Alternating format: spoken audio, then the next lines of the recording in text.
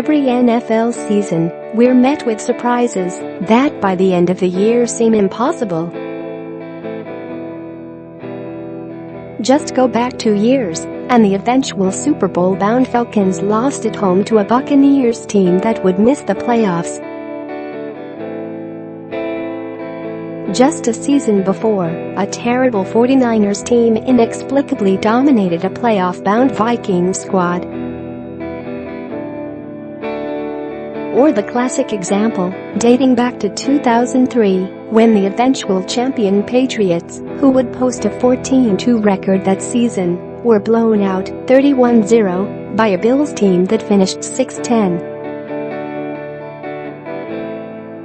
The Week 1 anomaly factor is strong in this league, and it logically extends beyond real results to fantasy results.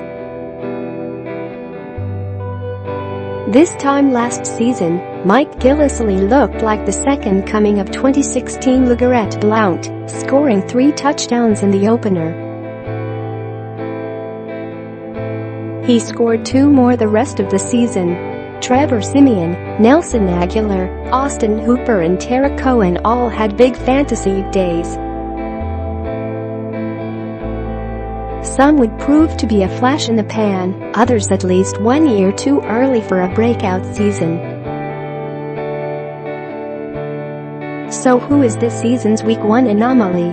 An obvious pick is Ryan Fitzpatrick, who has a career of inconsistency and is unlikely to hold the job upon Jameis Winston's return in Week 4. But even if he does hold on to the job, Fitzpatrick isn't someone we are adding to our roster. We would rather stream QB each week than wish upon FitzMagic becoming routine. Are up in our parade of pessimism is Seattle tight end Gillislee. Not unlike Hooper's surprising Week 1 line from last season, Gillislee's was bolstered by one huge play, the kind you can't expect from a tight end, that jacked up his yardage total, and he scored a touchdown. Hooper wasn't a fantasy factor the remainder of last season, and Gillislee easily could have similar outcome. DeSean Jackson is a home run threat in every game, but home runs are hard to come by, and we expect he and Chris Godwin to compete for those opportunities throughout the season.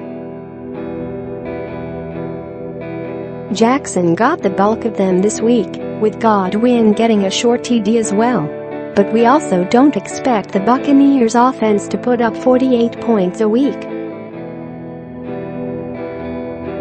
Don't go chasing Jackson. He is a weekly guessing game. Many also might flock to Chargers RB Austin Ekeler.